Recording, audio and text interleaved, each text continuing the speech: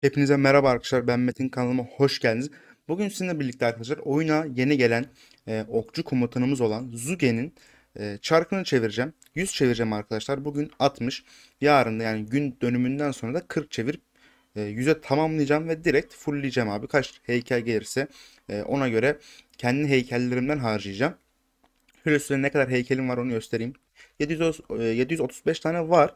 Ama hani hem birazcık heykelden tasarruf edeyim. Çünkü diğer sanırım bundan sonraki süvari komutanı olacaktı diye hatırlıyorum. Yok, piyade komutanı olacak galiba.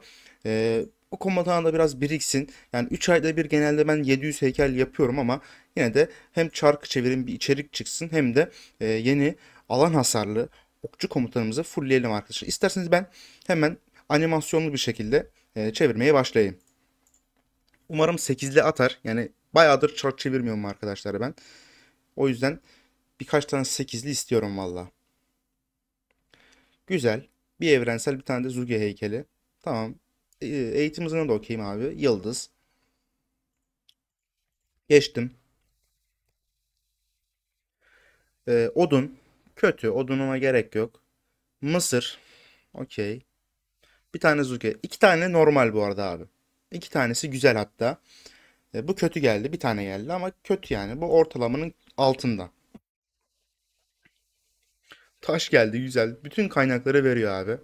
Yine bir tane Zuga geldi. Güzel abi. Yine eğitim geldi. Yıldız geldi. Araştırma geldi. Bu da kötü yani. Bir tanesi kötü oluyor abi. Ama hiç atmamasından daha iyi sonuçta. Bir de böyle düşünelim. Mısır. Sekizli. Harika. Güzel abi. Tamam. Bu okeydir. 15 saatlik hız mükemmel. Bir 15 saatlik hız daha mükemmel geldi abi. Geçiyorum. Bir tane Zuge. Bir yıldız. Bir tane eğitim. Bir tane araştırma. Bir tane daha yıldız. Bir tane daha Zuke. Bayağı iyi geldi bu arada. Bir tane daha açıyorum. Şu ana kadar 20 oldu mu ya? 15 tane falan oldu sanırım. Bir Zuge daha. Her çevirimde bir tane atıyor minimum. Bu güzel. Bir tane daha güzel. Bir tane daha. Güzel. Bayağı güzel. Bakın bu okey. 3 tane güzel. 5 tane zaten hani bizde o şans yok. 8'li geldi ama o güzel. Bir Zuge daha geldi abi. Yıldız. Yıldız okeydir. 15 saatlik hız. Mükemmel. 8 saatlik eğitim. Bu da çok güzel abi. Güzel. Hızları da okey. Niye? Hız lazım çünkü. Ee, Bu hız lazım değil be. Bir tane Zuge. Güzel abi. 15 saatlik hız yine çok iyi. Yıldız okeydir. Bir Zuge daha bayağı iyi. Ya ikililer cidden güzel ve bayağı şanslı gidiyorum bu arada. İnşallah nazar değmez yarın. Bir Zuge daha. Bir tane odun. Bir Zuge daha. Bir tane araştırma hızı, bir tane de araştırma hızı. Bu kötüydü. Yani iki tane güzel aslında da şu iki araştırma hızı kötü. Çünkü teknoloji full abi. 15 saatlik var ya, içim gitti bir 8 gelecek diye. Bir tane Züge, bir tane e, inşa, bir tane eğitim abi, bir tane de evrensel. Güzel, bu da güzeldir. Şu 15 saatten bayağı attı. Bir tane Zuge gayet iyi gidiyor bu arada ya. Her aşımdan bir tane Zuge geldi. Bir tane taş. Yine 15 saatlik hız. Bir tane eğitim. Bir tane daha taş geldi. Bu belki şu 15 saatlik kurtarır. Onun dışında kötüydü. Bir tane geldi çünkü. Bir Zuge daha. Bir tane odun. Bir tane eğitim. Bir tane mısır. Ve son olarak bir tane de evrensel. Güzel. Bu güzeldir abi. Şöyle bir tane de şey çeviriyorum. Yarı indirimli. Şöyle bir tane Zuge geldi. Şimdi şunları açmadan abi sandıklara bakalım ne kadar Zuge'miz var. 25 tane Zuge olmuş. Sadece çarktan gelen 25. 5 buradan geliyor. Buradan 10 tane evrenseldi sanırım. 5 tane evrensel, buradan da 10 tane Zuge idi sanırım. Şimdi 62 çevirdik abi bugün ve 40 tane heykel geldi. Ortalamanın çok üstünde, gayet iyi. Geri kalan 38'i yani 102 yaparım. 40 abi. Yarın yani gün dönümünden sonra açacağım. O zaman yarın için görüşürüz. Evet, gün dönümü gerçekleşti arkadaşlar. Şimdi ikinci günden devam ediyoruz. Bildiğiniz gibi dün 62 yapmıştım. Bugün şöyle bedavayı basıyorum. 100'e tamamlayacağım. Ee, Bedavadan 2 milyon şey attı. Bir de %50 atıyorum. Bir tane evrensel heykel güzel. 5'li bir çevirdim. Bir tane Zuge heykeli çok iyi. Mısır. Bir Zuge daha gayet iyi. Taş ve yıldız. Okey abi, güzel. Bu güzel. Bir 5 daha çevirdim. Bir tane yıldız. Bir yıldız daha.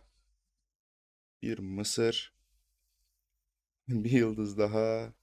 Ve baya kötü. Berbattı o. Bu baya berbat. Bir 5 daha çevirdim. İnşaat, eğitim,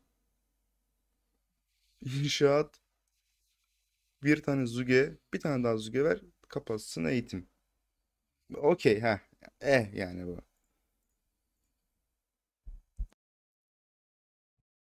Bir Zuge, bir tane yıldız. Yine yıldız. Ne yıldız attı be? Bir tane inşaat, bir Zuge daha. Tamam, güzel. Bu güzel abi. İki Zuge dışında güzel, gayet iyi. Bir tane evrensel, gayet iyi abi. Bir tane Zuge, bir tane eğitim. Bir sekizi daha atarsa çok güzel olur. Bir tane daha inşaat, bir inşaat daha. Okeydir. Bir beşi daha çevirdim.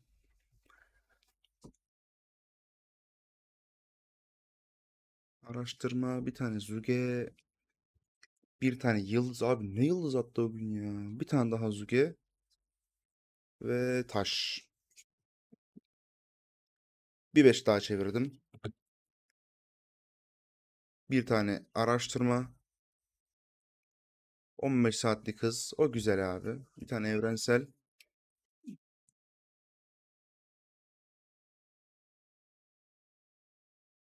Ve iki tane de evrensel hız geldi. Güzel abi. Şöyle bir 5 daha atıyorum. Bir tane inşaat. Bir tane araştırma. Bir araştırma daha. Kötü. Kötü. Kötü. Bu bayağı kötü. Evet, şimdi 100 yaptık abi. 70'lik ödülü alıyorum. 10 tane evrensel. Bir de bu 100'den alıyorum. Buradan da 15 tane Suzuki heykeli geliyor. Şimdi duruma bakalım. 63 tane Suzuki heykelimiz var abi şu an. Ve ne kadar evrensel var ona bakıyorum. Bir saniye. 760 tane de evrensel var. Ne kadar vardı dün hatırlamıyorum ama sanırım bir 10 tane yok. Gerçi sandıktan 10 tane geldi. 15 tane. 15 tane sandıktan net var. Bir de 10-15 tane de sanırım çarktan gelmiştir ya da 5-10 tane. Onu ben hesabını yaparım editlerken yazarım. Şimdi isterseniz ben şu Zuge'yi açayım. Sonra paketini alayım, geliyorum. Evet arkadaşlar, ben paketi çektim. Zuge'yi de açtım. Şimdi hemen sizinle beraber fullüyorum. Şöyle direkt 40 yapacağım bunu. 60 yapmayacağım. Çünkü ikincilik kullanacağım abi. Net.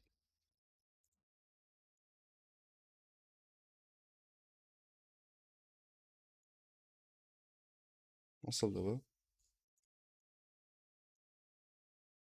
Şöyle biraz vereyim. Direkt 4 yapmaya çalışacağım.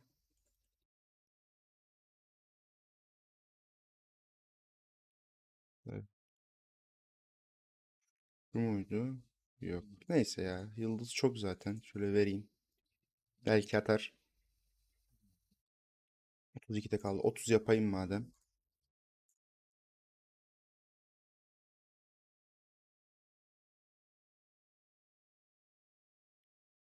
10 skill attırıyorum arkadaşlar. 40'ta bırakacağım çünkü ikinci kullanacağım.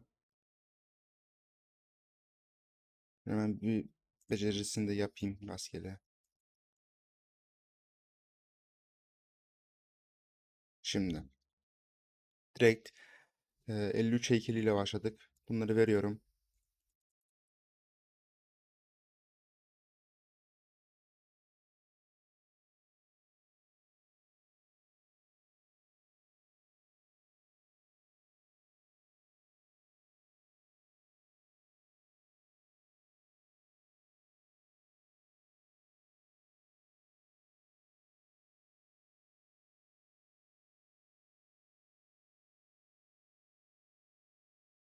Ve Zuge'mizde arkadaşlar uzman.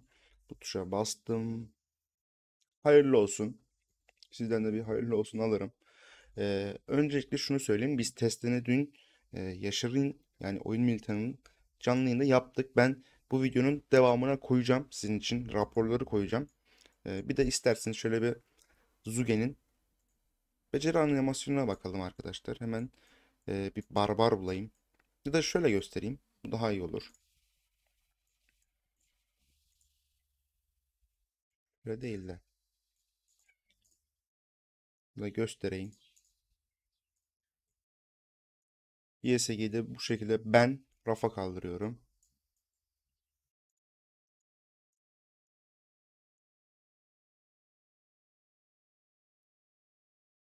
Ben sizin için animasyona bakalım.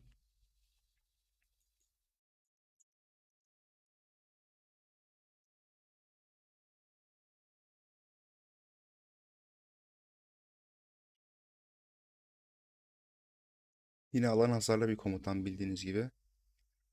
Boydika vurdu ve şu oklar Zuge'nin abi çok güzel değil mi? Bence şu ana kadar en iyi e, beceri animasyona sahip komutanlardan biri net. Çok da dikkat çekiyor bu arada. O da biraz sıkıntı. Bir daha göstereyim. Bu şekilde. Buradan çıktım. İsterseniz arkadaşlar şimdi ben dünkü raporların olduğu hesaba geçeyim. Size oradan raporları göstereyim. Evet arkadaşlar hesap değiştirdim. Bu hesapta dün Zuge'nin test düellolarını yapmıştık. Şöyle favorilerde olması lazım hepsi. En aşağıdan yani ilk testten başlıyorum. İlk testimiz ben Zuge, YSG, Yaşar'da Boudica Zuge geldi ve 100'er kıtalarla çıktık. Ekipmansız, teçhizatsız her şey sadece Yaşar'ın KVK teknolojisi olarak benden 0.5 bir atağı vardı. Onun dışında her şeyimiz eşit. Gördüğünüz gibi Boudica ve Zuge, Zuge YSG'ye yaklaşık 3300 kadar bir ağır yaralı farkı veriyor ve şöyle bakarsınız da buradan benim 101 sadece okçu defansım var ama Yaşar'ın hem sağlığı benden fazla bu ağaç yetenek ağacı farkı bir de saldırısı benden yaklaşık 30,5 kadar bir fazlalığı var. Onun dışında Boydaki ve Zuge YSG'ye gerçekten galip geliyor. Bir diğer raporda ben bu sefer Boydaki Zuge ve Yaşar'da Zuge YSG geliyor. Bu şöyle benim Boudica burada okçu ağacı, Yaşar'ınki beceri ağacıydı arkadaşlar. Zaten farkı görüyorsunuz. Mesela onun kendi beceri ağacını 10.977 benim de 11.175. Bu demek oluyor ki Boudica ve Zuge kullanırken beceri ağacını tercih edersiniz. Sizin için daha iyi olacaktır. Bir diğer raporda da e, bildiğiniz gibi Boudica ve Artemis en iyi okçu kompu idi Zuge gelene kadar. Biz de bunu test etmek istedik ve Zuge YSG e, Boğdik Artemis'i yine alıyor. Yaklaşık bir 3500 kadar da bir ağır yaralı farkı var. Aslında Boudica Zuge denesek bunu daha iyi olabilirdi ama yine de fark etmeyecek. Çünkü Zuge'nin olduğu bütün komplar karşısındaki herhangi bir okçu kıtasını yeniyor arkadaşlar. Şöyle yeni diğer bir rapora geçtim. Evet en şaşırdığımız rapor buydu dün gece. Alexander yani Nevsky ve Joan'ın bildiğiniz gibi en güçlü süvari kompu ve Boudica Zuge arkadaşlar Nevsky Joan'ı yeniyor. Yani ağır yeniyor aslında. Çünkü neden? Süvari bildiğiniz gibi okçunun counter'ı olmasına rağmen bu kadar fark hiç normal değil. Bu tamamen Zuge'nin bu kadar kırık olmasından kaynaklanıyor. O yüzden eğer bir okçu kıtası yapmak istiyorsanız içinde Zuge mutlaka olması gerekiyor. Bir diğerinde de Sargon Scipio ve karşıda yine Boudica Zuge var. Bildiğiniz gibi Sargon Scipio en iyi piyade komplarından biriydi. Aynı şekilde yine counter oluyor okçu piyadenin. Ama ne kadar fark var ona bir bakmak istedik. Yaklaşık 3000 ya da 2800'lük bir fark var. Bu normal. Bu arada piyadenin en normali bu. Birazdan daha fenası gelecek. O yüzden Sargon Scipio en dayanıklısı çıktı diyebilirim piyade için. Şöyle bir sonrakini göstereyim. Burada bir diğer şaşırttığımız da bu. Yani Ziyangü Nefsi bildiğiniz gibi Ziyangü 850 öfkede beceri attı. Yani daha hızlı beceri kullandığı için bunu test etmiştik. Ama yine Boudica Zuge Ziyangü Neski'yi aldı ve 2400'lük bir ağır yaralı farkı var. Bu da gerçekten Zuge'nin kırık olduğunu gösteriyor. Bir diğer rapor yine aynı şekilde sanırım Yaşar'ın ağacı değişiyordu burada diye hatırlıyorum.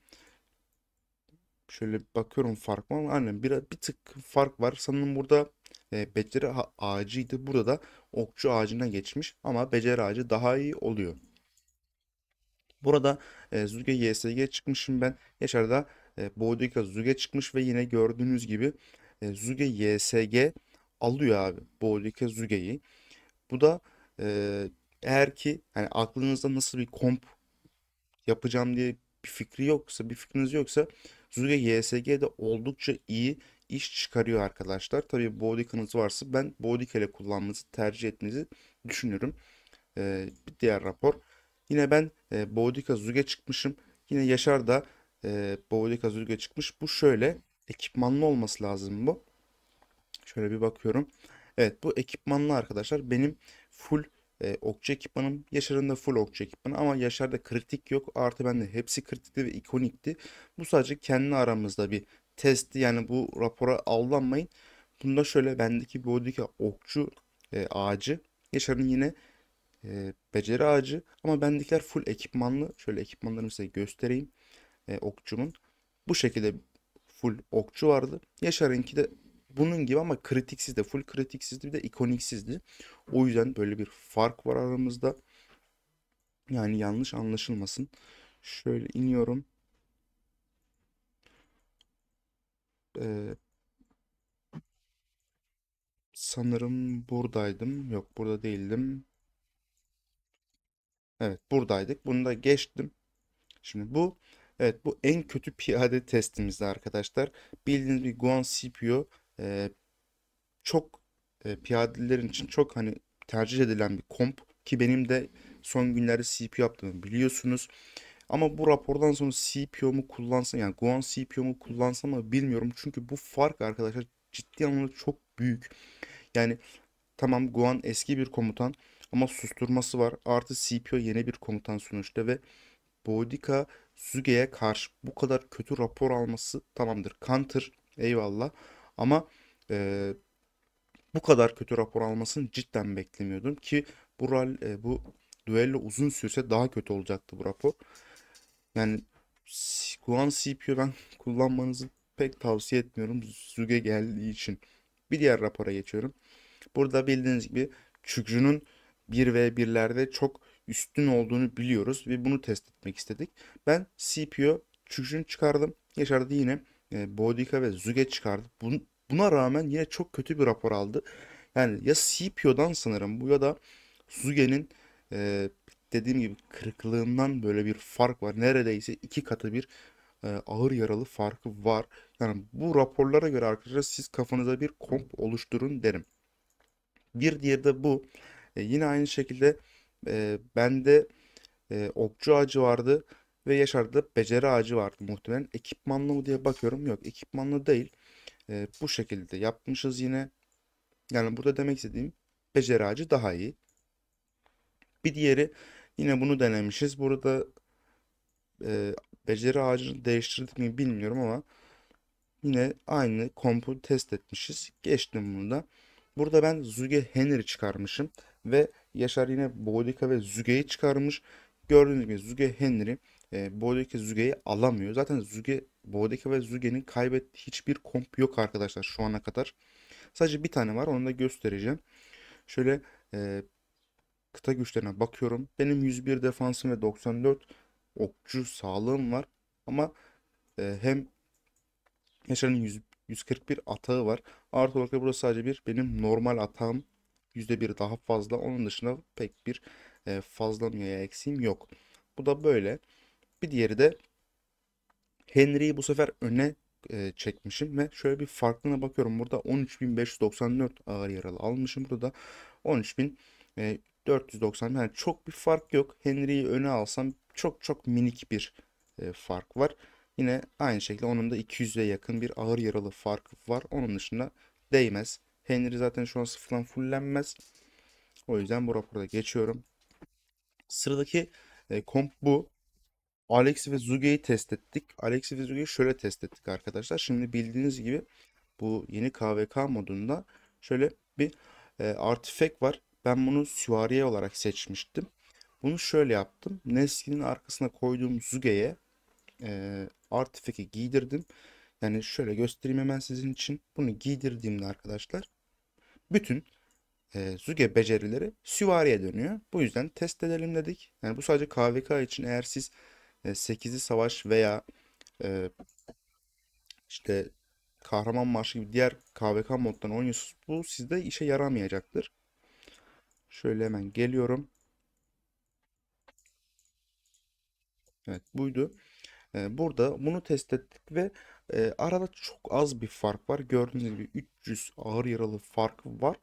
Bunu biz dediğim gibi kendi KVK'mız için test etmiştik ama bu da oldukça yakın bir rapor oldu. Bir diğer rapor. Bu sefer Nevski arkasına Boudica koydum ve Boudica'ma giydirdim artifact şeyimi, itemimi. Böyle test ettik ve karşımda işte dediğim gibi hani sadece Boudica ve Zuge'nin bir tane kaybettiği komp var. O da bu. Başka hiçbir kompa kaybetmiyor arkadaşlar. Yani burada Boudica'yı süvari yaptık ve anca bu şekilde kazanıyor. Başka hiçbir komp Boudica ve Zuge'yi kesemiyor. Şuradan size kıta güçlerini de göstereyim. Sadece süvariden yaptığımız için süvari şeyleri yüksek geliyor. O da normal. Bir de burada %6 normal saldırı hasarı var. Onun dışında sanırım 8'de beceri hasarım az. Diğer rapora geçelim. Burada Xiangyu Boudica denedik bu sefer. Çünkü Nevski'nin bu raporu alması belki Xiangyu'nun hızlı beceri atmasından yine bir şeyler yapabilir diye düşündük ama öyle bir şey olmadı tabii ki de. 4401 ağır yaralı farkı var. Boudica Zuge Xiangyu'yu eziyor tabii ki de. Çünkü hem kırılgan hem de e, uyumsuz oldu sanırım. Bilmiyorum. Nevski daha iyi rapor verdi. Bir diğerine geçelim. Burada Gılgamış Zuge'yi test ettik. Bunu Yaşar söylemişti. Ben aslında aklımdan geçmedi ama Gılgamış, çünkü ben daha çok rallilerde ön planda görüyorum. Burada gördüğümüz gibi e, 4000'lik neredeyse bir fark var. Zuge YSG'ye karşı Gılgamış Zuge yaptık ama yine Gılgamış patladı. Alamadı yani. Bir diğer rapora geçiyorum. Burada da ben yine Gılgamış Zuge yapıyorum. Yine Zuge YSG geliyor Yaşar. Bu rapor sanırım e, şey yapmışız. Bitirmemişiz sanırım. Çünkü yarıda kesmişiz gördüğünüz gibi. Bunu hatırlıyorum, çok felaket dayak yiyordu Gılgamış çünkü. Bu şey, Gılgamış'ımın, benim Gılgamış'ımın ağacı, yetenek ağacı ralli ağacı olduğu için daha sonradan değiştirdim. Böyle oldu ki bu hiç fark etmeyince yine dayak yedi yani. O yüzden Gılgamış da tercih edilmiyor. Bir diğeri ben Zuge YSG çıktım. Karşıma da Ramses Zuge geldi. Yaşar. Buna rağmen 2001 ağır yaralı fark var ve artı olarak Ramses Zuge YSG'yi yeniyor arkadaşlar. Yani bu şu sıralama şöyle oluyor. Birincisi Boudica ve Zuge tabii ki de. İkinci de Ramses Zuge oluyor ama sırf bu rapor için Ramses sıfırdan yapılır mı? Bence yapılmaz. O yüzden Zuge YSG'yi ikinci sıraya koyabiliriz. Bir diğer rapor. Ben bu sefer Zuge YS, Boudica Zuge çıkıyorum. Ramses'te karşıda da Ramses Zuge var. Burada görüyorsunuz zaten 6000 ya da 5400 kadar bir ağır yaralı fark var. Burada Boudica Zuge top bir yani. Bunu test ettik ve Ramses dediğim gibi kasılmaz sıfırdan. E, YSG ile veya Boudica ile kullanmak zorundasınız. Bir diğer rapor, evet, bunu da test ettik ve Ramses yine alıyor. Alexander yani Nevski şu an karşı Suzuki Ramses yine alıyor abi. Arada tam 1000 ağır yaralı farkı var. Ama süvari okçunun counter olmasına rağmen alamıyor abi. Bir de Ramses tabii çok fazla buff'a sahip ama dediğim gibi Nevski ve Juan'la boru değil en iyi okçu kıtası. Buna rağmen alamadı. Bir diğeri Nebu Zuge karşı Zuge YSG yaptık. Bunu Zuge YSG aldı. Hani Nebu daha kırılgan bildiğiniz gibi. Bir de birincil olmasından tabii onu yine test etmiştik sanırım ama bu raporda Zuge YSG Nebukadnezar Zuge'yi alıyor. Bir diğerinde Zuge YSG yapmışım ve aynı şekilde de Zuge'yi birincil yapmış bu sefer karşı. Nebu'yu da ikincil koymuş. Bu şekilde de kaybediyorum. Bakın burada ben yeniyorum. Nebu birincil olduğunda bu düelloyu Zuge YSG alıyor. Ama Zuge birincil olduğunda Nebukat'ı da ikincil koyduğunda ben kaybediyorum ve aradaki fark şöyle göstereyim. 2000 bir ağır yaralı fark var burada. Burada ise neredeyse 5000'e yakın ağır yaralı farkı var. Geçiyorum bir diğer rapora. Bu sefer böyle biraz işin şovuna kaçıyoruz arkadaşlar. Suge YSG yapıyorum ben. Karşımda da Suge Mehmet var. Bildiğiniz gibi Mehmet'in müze buffları vesaire olsun. Bunu test etmek istedik. Ve %10.000 %10 kıta genişletme kapasitesi olduğu için Mehmet'in onu yaptık. Onun dışında da gördüğünüz gibi Mehmet alıyor. Çok az ama bir fark var. Gördüğünüz gibi 100 ağır yaralı farkı var. Bu tabii ki de 10K benden daha fazla olmasından sebep ama yine de böyle bir başa baş gitme. Bir de 10K burada gördüğünüz gibi şey kalmış kıtası. Başa baş gitmesi gayet normal bir rapor. Bir sonraki de bu arkadaşlar. Nevski John yapıyorum. Karşımda Zuge Mehmet var. Tabii de Zuge Mehmet'i Nevski Joan alıyor ve yaklaşık 2000'de bir ağır yaralı farkı var. Bir sonraki rapora geçiyorum. Burada Boudica Zuge yapıyorum ben. Karşımda Zuge Boudica var. Bu testi şunun için yapıyoruz. Zuge'yi birincil mi ikincil mi kullanalım diye yapıyoruz. Ve zaten burada gördüğünüz gibi Boudica'nın kesinlikle ve kesinlikle birincil olması gerekiyor. Bir diğer rapora geçiyorum. Burada Henry Artemis yapıyorum ben. Karşımda Zuge YSG var. Gördüğünüz gibi Zuge YSG bana 3400'lük bir ağır yaralı farkı veriyor. Ve Henry Artemis'in Zuge YSG karşısında pek bir şans olmadığını gösteriyor. Bir diğer rapora geçiyorum. Burada arkadaşlar şimdi bu son iki rapor gerçekten çok iyi. Bunları göstermeden önce şuna bir bakalım. Zuge Sezar yapıyorum. Karşımda da Zuge YSG var.